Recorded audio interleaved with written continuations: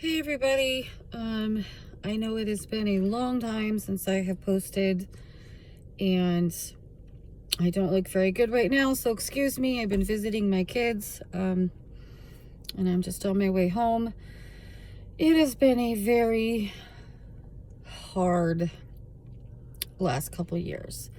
I stopped posting any videos because I started to feel like everything that I had read about being in a relationship with an Aspie was now coming true, and I was starting to feel like they were all right and that Aspies are crazy. And something that I've learned is that the entire time that we dated, excuse my dog, Winnie, the entire time that we dated, I did not see his true personality. I saw the masked personality that he chose to show me, but I didn't see his true colors. And after we moved in together, I started to really see the meltdowns, the blunt comments that have no thought at all to them, at how horrible they will come out, how hurtful they are going to be. It was really bad, and I didn't know how to come on and post to people on here and say that I was failing. I'm not gonna lie, I did get very, very suicidal. Well, not very suicidal, very depressed, and I was having some suicidal thoughts, and that has never been me before. And I do want to say I have always had depression problems, so that was not new. Being in this awkward situation with someone that I cared about so much, who said so many hurtful things, just really, really put me in a very depressive state. And I ended up going to see my doctor and getting antidepressants, and now I feel actually much better. All of that is gone. We went to therapy for 6 months because I was at the point I was just ready to walk away. I said, I'm done. I can't live like this. He was being such a jerk that we basically spent more time apart than we did together, and we lived together. And he would sleep in the other room for days on end. The only time we would talk would be to fight. And I couldn't live like that. And I flat out told him, I'm done. I'm leaving. I'm not going to be in this kind of relationship. I don't want to live the rest of my life by myself. I didn't move here away from my kids to live by myself. I didn't do that.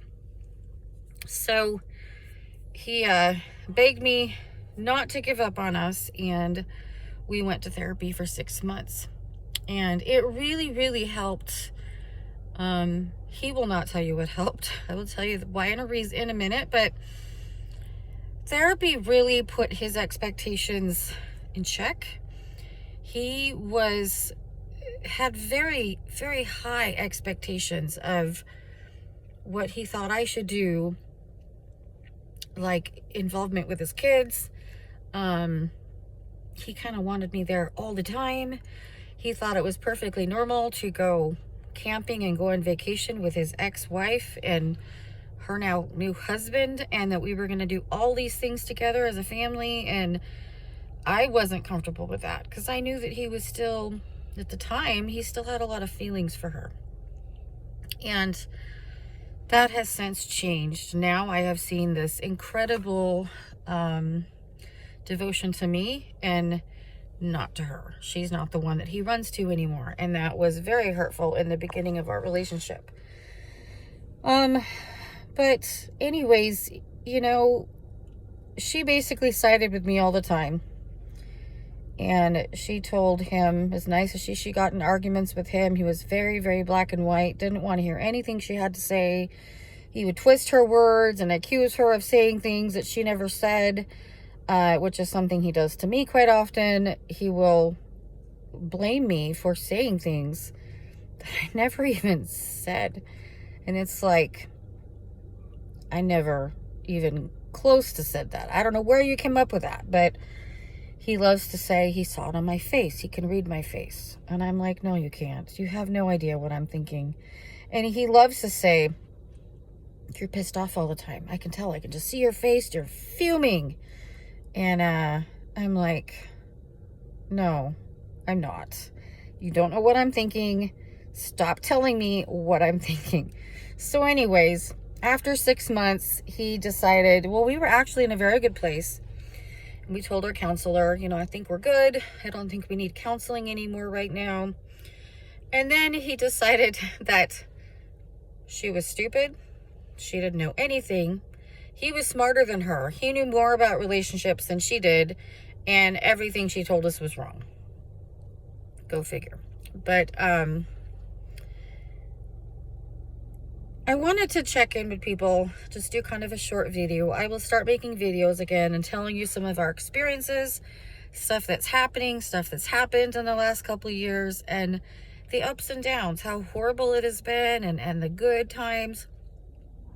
Now, we hardly ever fight. We barely ever fight.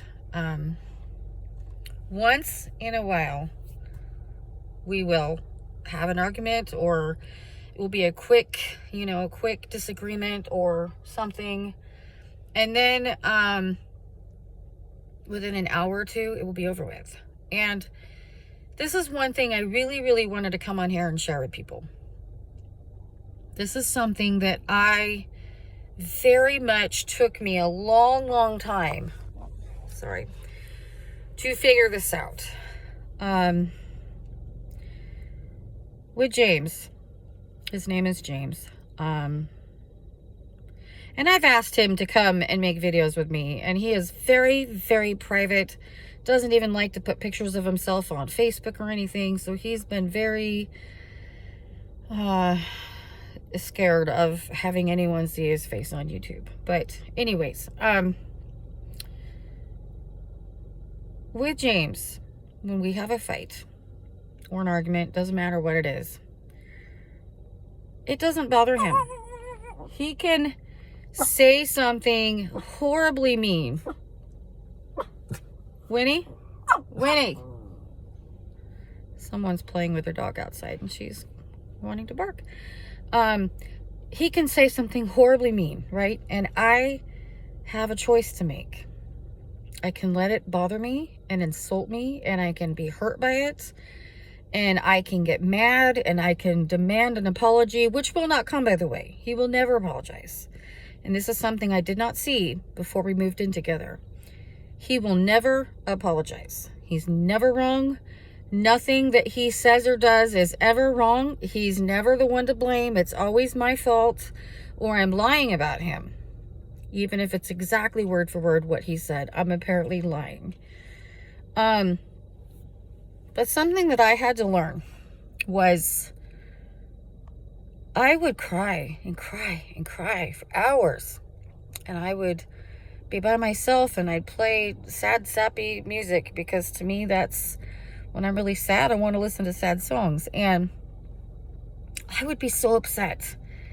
And he would be in the other room, in the other bedroom, playing video games and go to sleep and snore and be perfectly fine.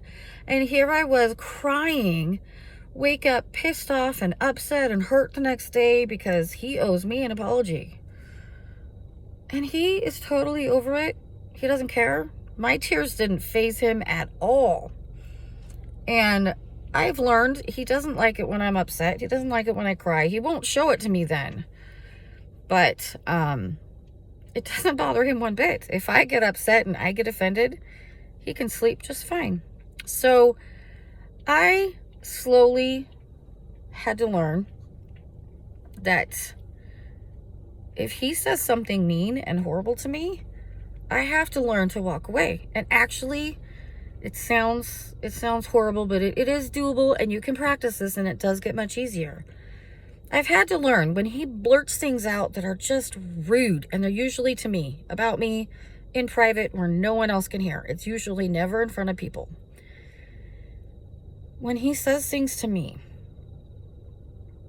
I can either take offense to it and start a huge dramatic fight and let my feelings be hurt, or I can say, oh, he's having an Aspie moment.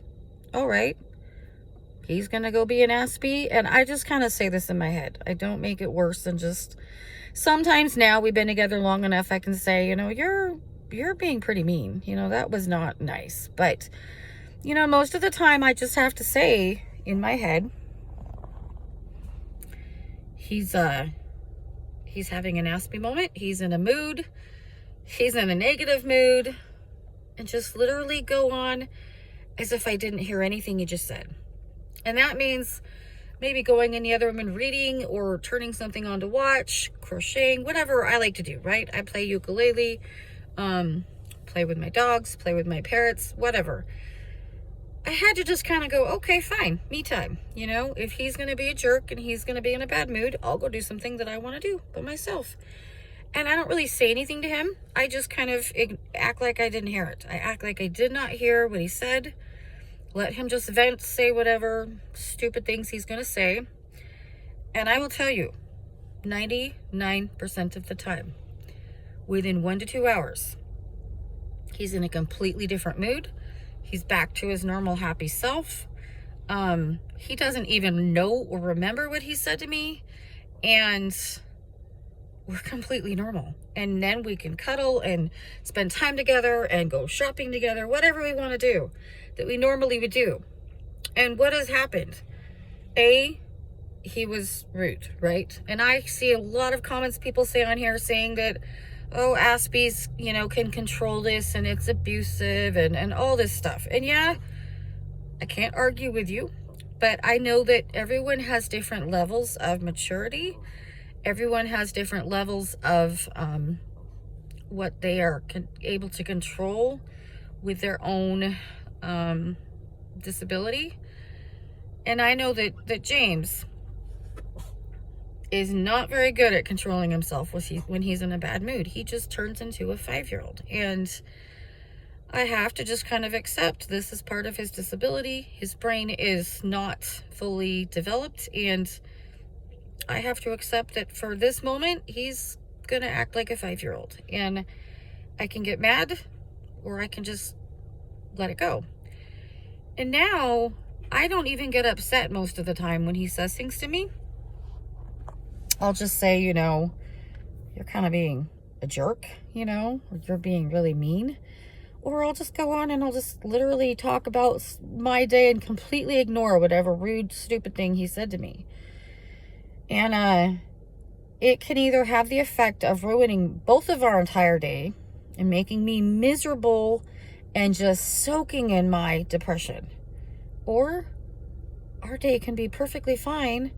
Give him an hour or two to just change his attitude, and we can go on and have a perfectly fine night. So that's just something that I wanted to share, something I will be talking a lot more about on my videos as I'm going to be starting to make them again. But you can choose. There are a lot of people I've noticed seem to jump on this idea of thinking that because they're in a relationship with an Aspie, and they are jerks at times, right?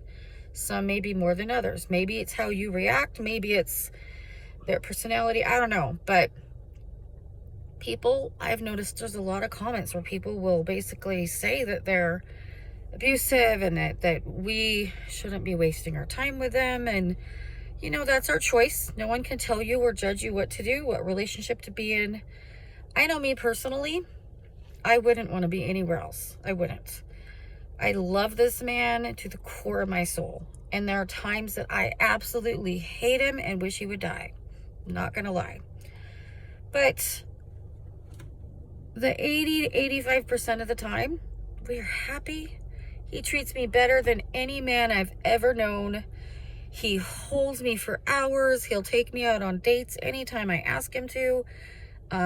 You know, we can kind of buy anything that I want. He'll talk my ear off and won't shut up about whatever he's interested in most of the time.